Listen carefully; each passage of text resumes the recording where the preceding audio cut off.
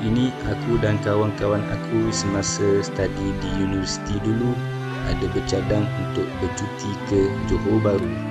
Pada trip kali ini, kami telah bercadang untuk berada di Johor Bahru selama 2 malam dan juga 2 hari.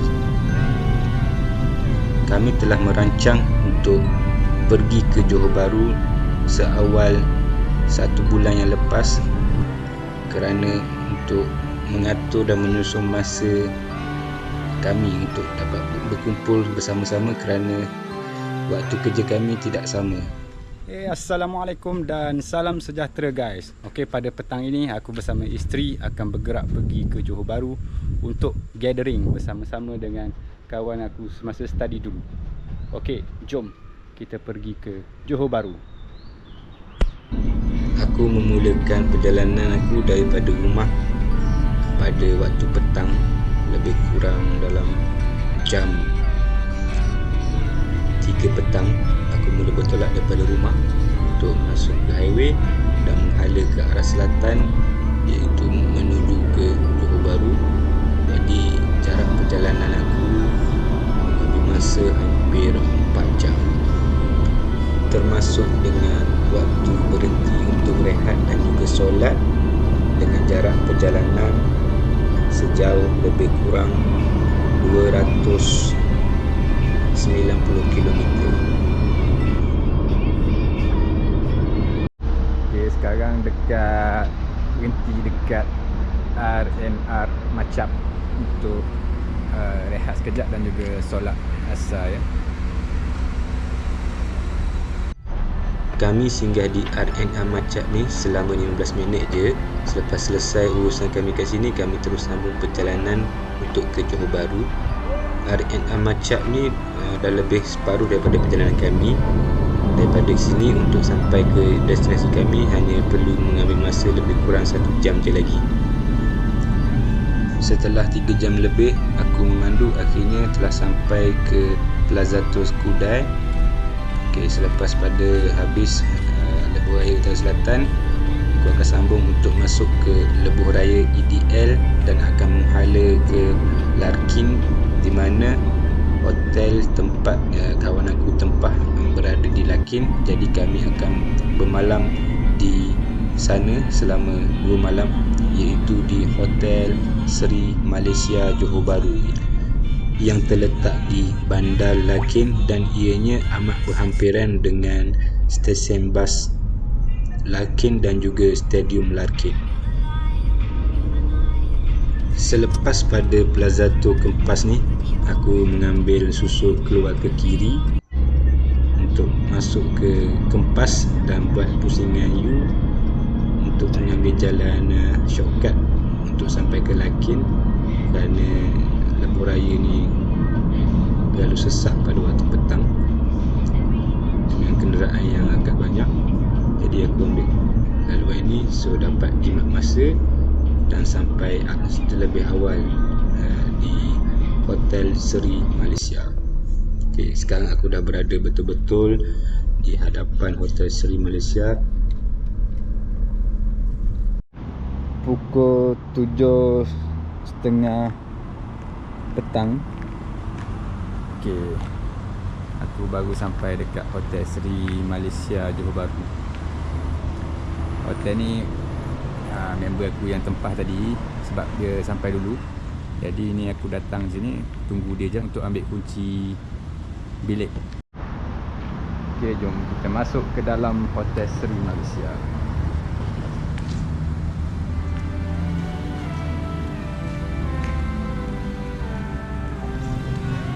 Hotel ini terletak di Larkin, kira-kira 10 minit pemanduan dari Bandaraya Johor Bahru dan 32 km dari lapangan terbang antarabangsa Changi, Singapura. Ianya terkenal sebagai lokasi jualan barang-barang murah serta kemeriahan pasar malam. Johor Bahru adalah sebuah bandaraya yang pesat membangun dengan adunan bangunan-bangunan tradisi dan moden.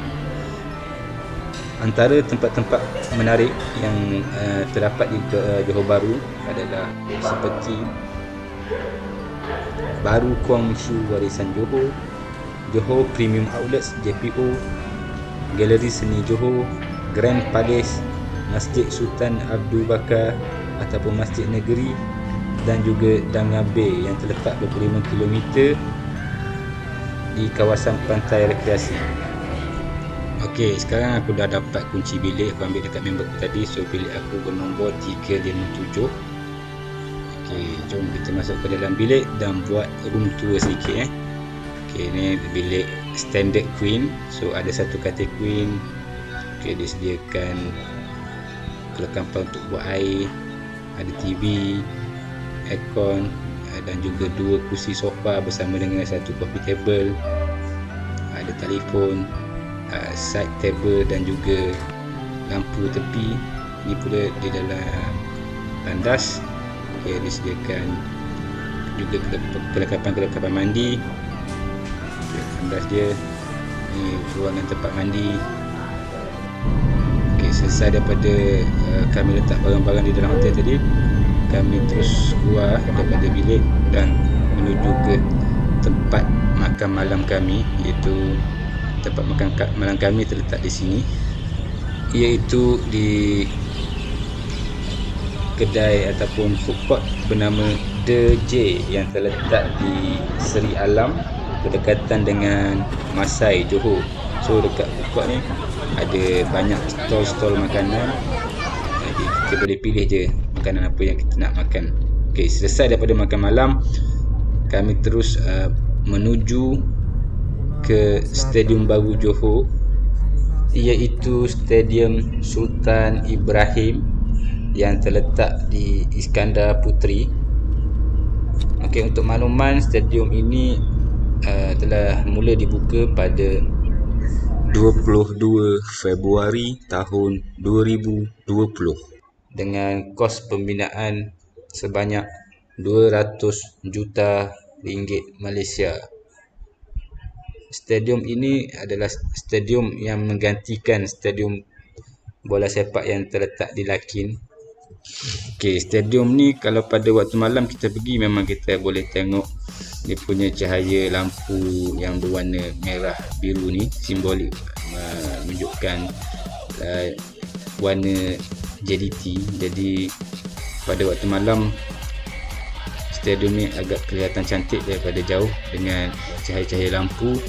Okey, jika ditengok pada bahagian atas ni, kita boleh nampak di mana kerusi-kerusi penonton di dalam stadium semuanya berwarna biru, dan juga layout di sekeliling rumput padang bola tu juga berwarna biru dengan logo lambang JDT. Okey, stadium ni aku tengok memang eksklusif, dibina untuk pasukan bola sepak JDT, di mana stadium ini boleh menjadi host kepada perlawanan-perlawanan bola tempatan, dan juga boleh juga digunakan untuk perlawanan-perlawanan bola sepak JDT di peringkat antarabangsa. Stadium Sultan Ibrahim ini dibina berasaskan ilham dari mahkota, konsep dan reka bentuk akhir yang telah diumumkan oleh Tunku Ismail dalam upacara yang diadakan di Iskandar Puteri Johor. Stadium ini mampu memuatkan sejumlah 40,000 penonton dalam satu masa, dengan jumlah keluasan kawasan yang dibina adalah sebanyak 70,000 meter persegi. Syarikat Garden Pacific View Sendirian Berhad telah diberi tanggungjawab untuk membina stadium ini pada bulan Januari 2017. Kelab ini telah mengumumkan bahawa pembinaan itu telah ditangguhkan oleh beberapa bulan dan akan selesai antara bulan Julai dan akhir tahun 2018 berikutan pelarasan dibuat oleh Tunku Ismail di lokasi stadium, perubahan teknikal dan reka bentuk.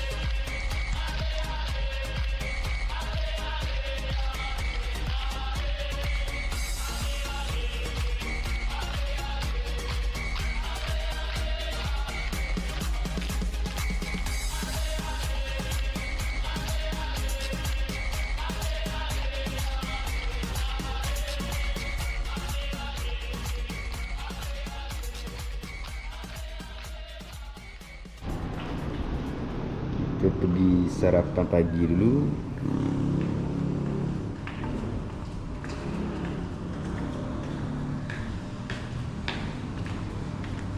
Hari dah siang.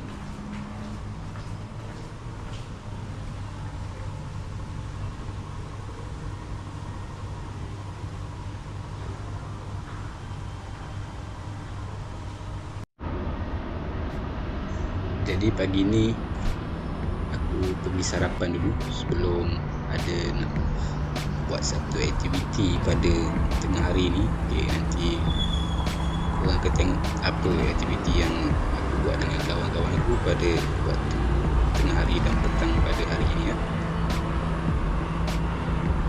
Okay, kita makan dulu nasi goreng, mie goreng, nugget, sambal dan juga air kopi. Selesai daripada sarapan tadi, aku pergi pusing-pusing dekat bahagian belakang hotel ni. So kat sini boleh tengok ada satu kolam. Okay, kat atas tu ada jambatan. Dekat tepi ni ada macam satu pondok. So kalau nak buat apa aktiviti makan ataupun family day, mungkin boleh pakai pondok tu sebab kat situ dia ada sediakan kursi dan juga meja. Okay, paling belakang ni adalah dia punya dewan seberbunga. Okay, kat dalam dewan tu pun kita boleh buat untuk apa-apa event lah dalam dewan tu.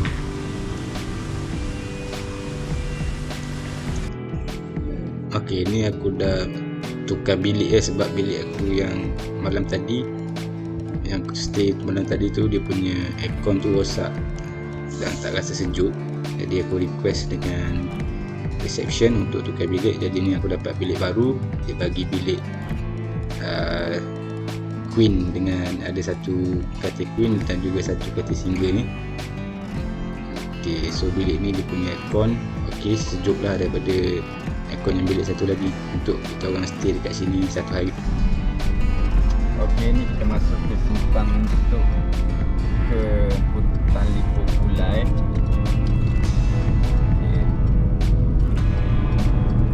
Ada latar Seri Pulai. Okay, ni adalah jalan nak pergi ke latar Seri Pulai. Latar Seri Pulai ini terletak di lokasi Kampung Melayu Raya dekat Pekanan Nas dan terletak kira-kira 45 km dari Hotel Seri Malaysia yang mana kami menginap di situ.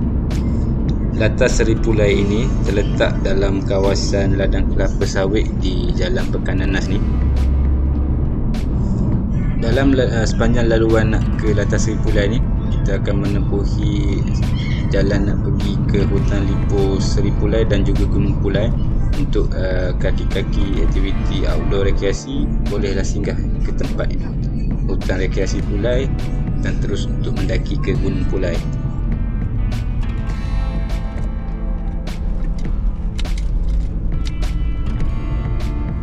Okay, ni aku dah masuk simpang kecil untuk pergi ke Latar Seri Pulai ni.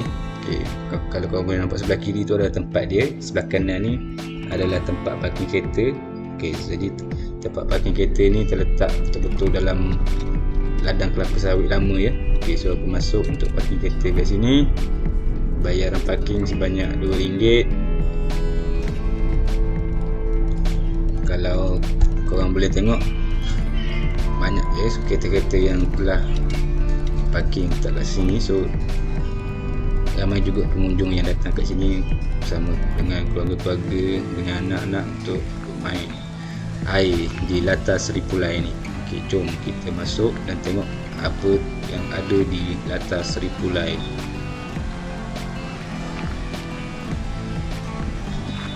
Kat tepi-tepi ni ada, korang boleh tengok kemah yang diorang buat untuk, ada yang jual tikar dan ada yang jual pelampung.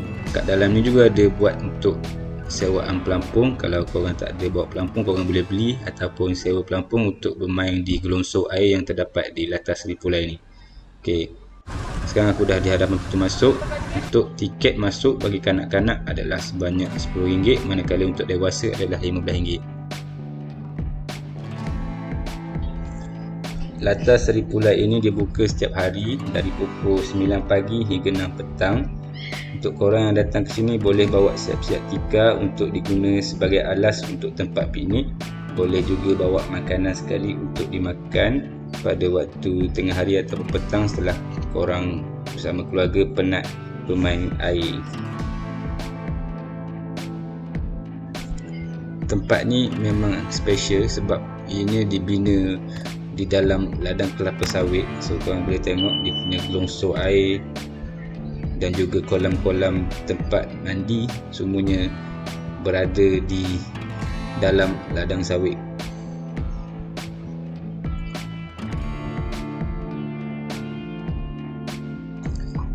Pokok-pokok kelapa sawit yang ada di dalam kawasan ini dibiarkan sebagai landscape yang menghiasi kawasan ini dan ianya kelihatan kehijauan dan amat memukau pandangan mata daripada bahagian atas.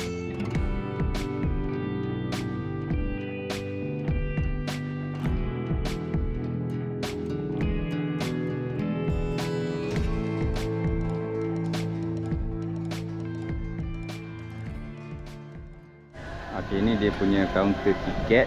So untuk tiket kanak-kanak RM10, dewasa RM15.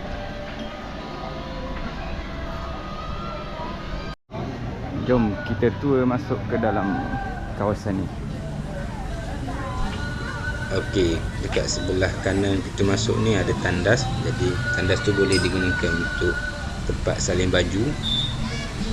Okey, dekat sebelah kanan depan ni pun ada macam dia buat macam chalet ataupun homestay, tapi aku tak pasti macam mana.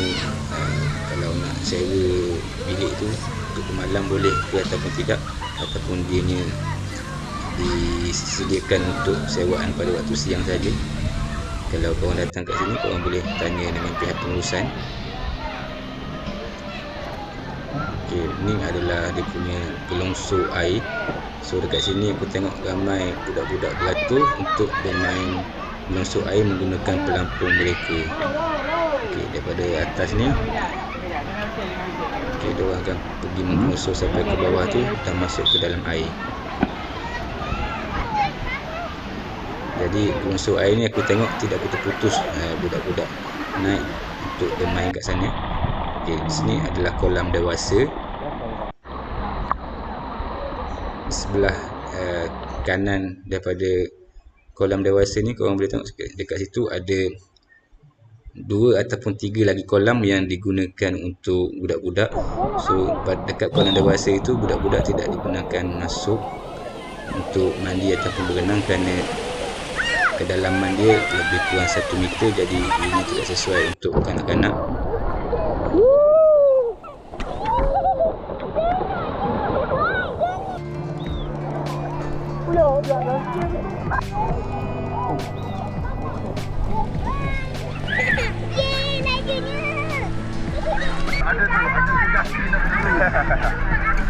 Angkeri laju ni.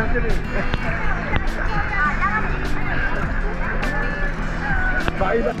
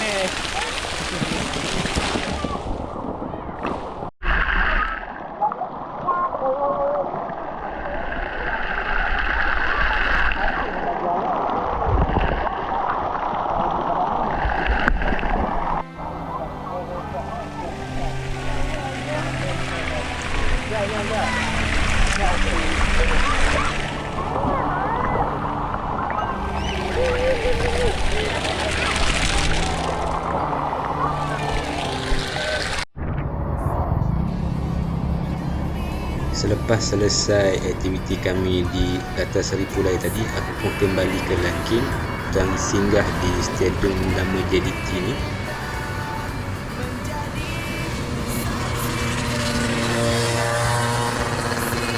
sekarang berada di hadapan Stadium JDT, Stadium Tan Sri Datuk Haji Hassan Yunus.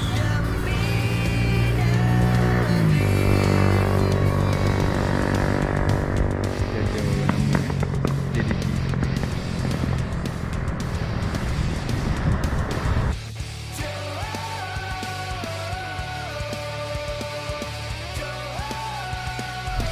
Stadium Tan Sri Datuk Haji Hassan Yunus ataupun lebih dikenali sebagai Stadium Lakin yang terletak di Johor Bahru telah mula dibina pada tahun 1964 oleh Kerajaan Johor dan ianya ditadbir oleh Jabatan Kerja Raya Johor. Pada mulanya, jumlah kapasiti stadium ini hanyalah untuk seramai 15,000 orang sahaja. Kemudian pada tahun 1992, negeri Johor telah ditawarkan menjadi tuan rumah Tamasya Sukan untuk Tamasya Sukan Malaysia kali keempat, di mana Stadium Tan Sri Datuk Haji Hassan Yunus Johor Bahru telah menjadi gelanggang utama sukan olahraga dan padang pada tamasya tersebut. Bagi memenuhi piawaian tamasya tersebut, ianya telah dinaik taraf pada 1961 di mana melibatkan keseluruhan reka bentuk Stadium Tan Sri Datuk Haji Hassan Yunus, termasuk trek balapan, padang, lampu limpah, bilik-bilik media dan sebagainya. Kos keseluruhan menaik taraf pada ketika itu sebanyak 50 juta ringgit Malaysia dan boleh memuatkan seramai 30,000 orang pada ketika itu. Kemudian pada tahun 1997, sekali lagi Stadium Tan Sri Datuk Haji Hassan Yunus telah dipilih menjadi salah sebuah gelanggang bola sepak pada kejohanan untuk FIFA Piala Dunia Remaja 1997. Untuk tahun ini, tahun 2023, aku tengok Stadium Lakin ni sekali lagi dinaik taraf. So pada video drone aku tadi, korang boleh tengok dia punya padang tu sedang dinaik taraf untuk memasang rumput jenis hybrid. Rumput tersebut akan dipasang di kesemua kemudahan fasiliti yang ada di stadium ini. Untuk aktiviti pada lewat petang ni, aku dan isteri aku telah pergi ke Paradam Mall yang terletak di Jalan Skudai ni. Okey. Kami ke sini untuk kata mencuci mata lah, masuk untuk tengok-tengok barang, memandangkan mall ini juga adalah mall yang agak baru, iaitu siap dibina pada tahun 2017 pada 28 November. Okey, jadi ini adalah kali pertama kami masuk di Paradam Mall JB ni. Mall ini adalah mall yang terbesar di selatan semenanjung Malaysia dengan reka bentuk lebih dari 1 juta kaki persegi. Kawasan bangunan sehingga 13 ekar tanah ini akan menampilkan 7 tingkat dengan 500 blok kedai. Apa yang menarik dekat sini adalah sudah pasti adalah ice skating. Buat pertamanya, Paradam Johor Bahru akan menampilkan ice skating terbesar di selatan semenanjung. Jurang untuk meluncur adalah mampu milik, jadi jangan risau, harganya tak mahal sangat. Okey, ini adalah di bahagian tengah mall, so korang boleh tengok punya tingkat-tingkat tu sampai ke atas. Sekarang aku berada di level Pak Seng yang paling bawah. Okey, dekat sini ada menyediakan banyak kedai-kedai pilihan untuk korang membeli barang-barang keperluan yang korang kendaki. Terdapat juga pelbagai pilihan kedai untuk makan dan juga minuman di dalam mall ini. Pak Seng yang terdapat di dalam Paradam Mall ini adalah Pak Seng pertama yang dibina di negeri Johor. Selesai daripada kami dalam mall tadi, aku terus bergerak ke Kampung Melayu Majidi untuk makan malam bersama dengan kawan-kawan aku. Makan malam kami pada malam ini adalah di sebuah kedai yang diberi nama Rumah Udang ini, yang mana ianya terletak di Kampung Melayu Majidi, Johor Bahru. Selepas selesai je makan malam kami di kedai Rumah Udang ini, kami terus bergerak untuk menuju ke lokasi seterusnya, iaitu ke Istana Bukit Sering yang terletak di tengah-tengah Bandaraya Johor Bahru. Okey, dekat sini kita boleh tengok dia punya mercu tanda mahkota Istana Negeri Johor ni tersegang indah betul-betul di hadapan pintu gerbang kediaman rasmi Budi Yang Maha Mulia Sultan Johor. Ianya dikenali sebagai laman mahkota Istana Bukit Sering. Terletak berhadapan dengan Dangar Bay di Jalan Street View, laman mahkota Istana Bukit Sering ini merupakan tarikan terbaru di Johor Bahru. Jadi kami menghabiskan masa dekat hadapan laman Istana Bukit Mahkota Sering ini lebih kurang setengah jam. Sambil-sambil tu kami tengok keindahan cahaya-cahaya lampu yang berada di kawasan sekitar ni, dan kami juga sempat untuk mengambil gambar dan merakam detik-detik kami berada di hadapan istana ini. Istana Bukit Sering mula dibina pada tahun 1933 dan disempurnakan pembinaannya pada tahun 1939. Istana ini amat strategik kerana berada di atas bukit dan berhadapan dengan Selat Johor.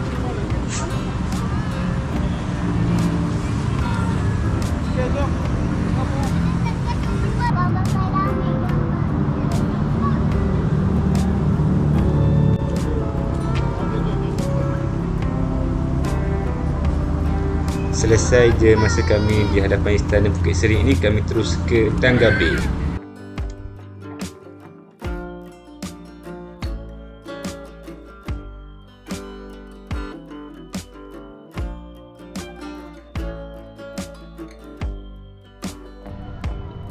Dekat Dangar Bay ni ada satu tempat yang diberi nama Country Garden. So pada malam ini kami ke bahagian belakang Country Garden untuk melihat suasana malam di sekitar Dangar Bay yang berhadapan dengan Selat Tebrau dan dapat melihat pemandangan di Singapura.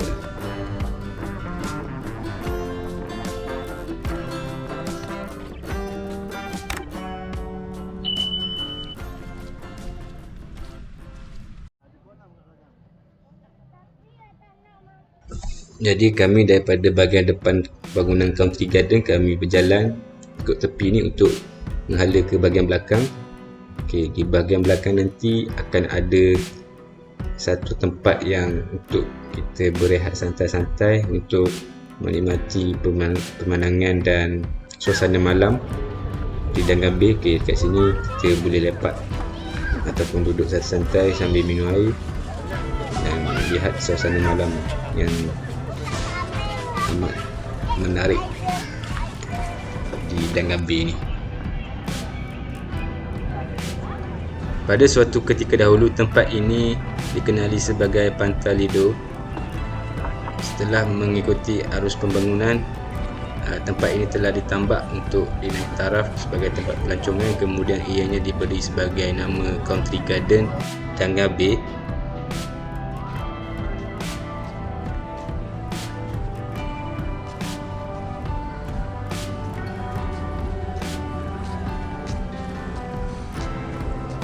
Country Garden Dangar Bay adalah projek bersepadu mega yang terdiri daripada unit kediaman tepi laut, pantai buatan manusia, marina dan kedai-kedai komersial yang banyak penekanan pada landscape yang sangat menarik.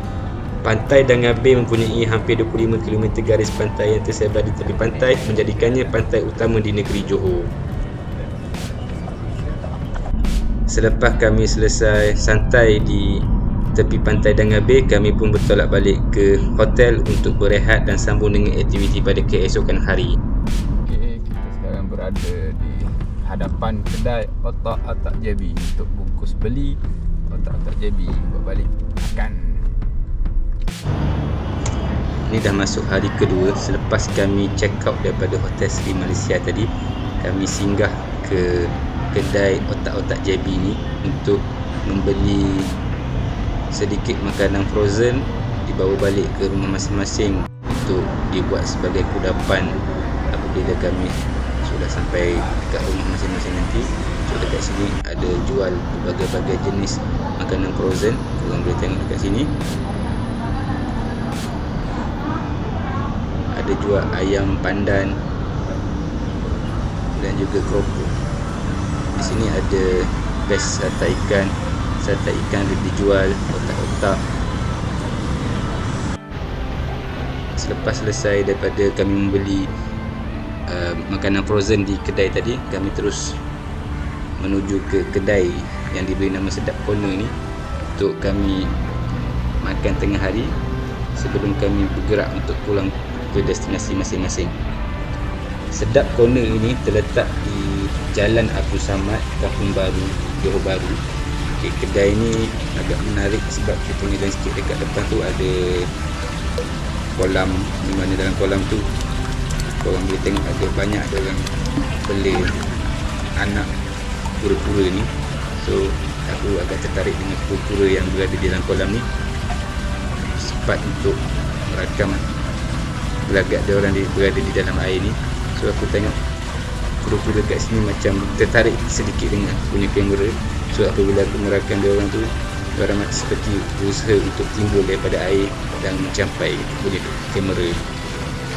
Restoran Sedap Corner ini merupakan salah satu restoran yang top dan legend di Johor Bahru. Ianya mula beroperasi sejak tahun 1987 lagi. So dekat sini ada menghidangkan pelbagai jenis menu makanan yang mana korang boleh pilih mengikut selera masing-masing apabila korang datang ke sini untuk makan bersama-sama dengan keluarga ataupun dengan kawan-kawan. Bukan sahaja menyediakan hidangan berat, restoran ini juga ada menyediakan hidangan ringan seperti kuih-muih tempatan.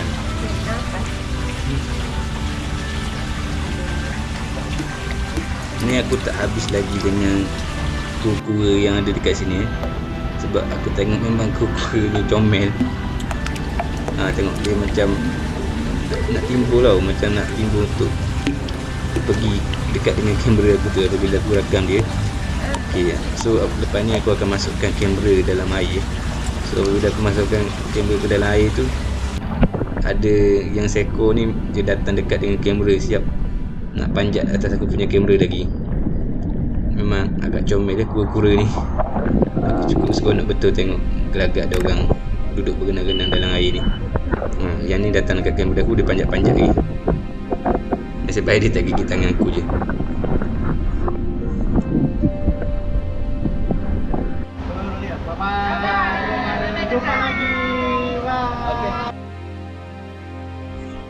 Selepas kami selesai makan tengah hari di restoran Sedap Corner tadi, kami terus mengubah haluan masing-masing untuk pulang ke destinasi masing-masing.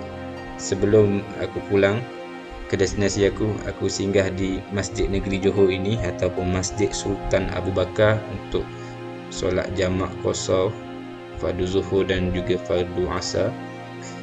Okey. Dalam ketika aku melawat di Masjid Sultan Abu Bakar ini gambar malam semalam aku singgah untuk rakam pada waktu malam. So dia punya cahaya pada waktu malam juga agak cantik di masjid ini. Okey, Masjid Negeri Sultan Abu Bakar ini ialah Masjid Negeri Johor dan masjid ini telah dibuka rasmi oleh Sultan Ibrahim Ibni Sultan Abu Bakar pada tahun 1900 Masjid. Masjid ini diberi nama Masjid Abu Bakar sempena nama almarhum Sultan Abu Bakar Dain Ibrahim yang telah menitahkan pembinaannya kira-kira dalam tahun 1892 dengan perbelanjaan lebih dari RM400,000 pada ketika itu. Usia masjid ini telah melebihi 1 abad dan ianya dibangunkan di atas puncak sebuah bukit yang menghadap pesisir Selat Tebrau dan mempunyai 4 buah menara yang menyerupai seperti Masjid Putih di negeri Terengganu serta negara-negara Asia Barat terutamanya di Mesir. Masjid ini boleh memuatkan kira-kira 3,000 umat Islam bersolat jemaah dalam satu masa. Seni bina bentuk masjid ini telah direka oleh Tuan Haji Muhammad Arif bin Punak di bawah penguasaan jurulatera yang berbahagia Datuk Yahya bin Awaluddin. Masjid ini memperbuktikan bahawa jurutera Melayu juga berkebolehan untuk membina bangunan yang besar dan indah serta kukuh seperti di Eropah dan tanah Arab pada abad yang ke-19. Aku melihat pada dia punya reka bentuk dan seni bina di bahagian luaran masjid ini cukup unik dan ianya kelihatan seperti seni bina bangunan ataupun istana diraja. 4 buah menara berkubah masjid ini juga dihiasi dengan lampu-lampu yang diimport dari Turki serta ukiran-ukiran yang menarik pada tiang-tiangnya, khasnya pada mimbar tempat khatib membaca khutbah. Manakala batu marmar yang menghiasi masjid juga diimport dari Itali dan tempat bara dari negeri China. Ukiran-ukiran yang terdapat di masjid ini dikatakan ada persamaannya dengan ukiran yang terdapat di Masjid Sultan Hasan, Mesir dan juga Masjid Imam Syafi'i.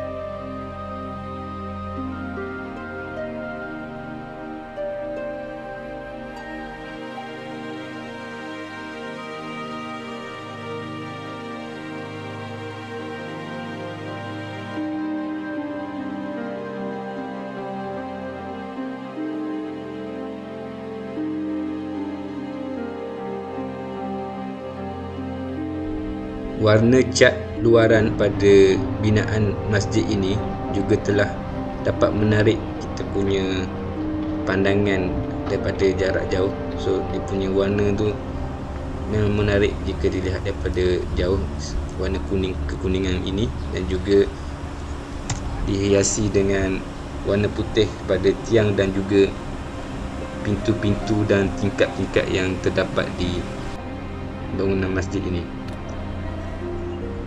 Untuk warna cat di bahagian dalam bangunan masjid ni, warna dia agak lembut sikit dan berbanding dengan warna di bahagian luar. Di bahagian luar tadi dia punya kuning kelihatan lagi terang, manakala di bahagian dalam ni dia punya dinding warna kuning lembut, kuning cair. So ianya dapat memberi ketenangan pada mata dan pandangan kita untuk masuk dan menunaikan solat di dalam masjid ini.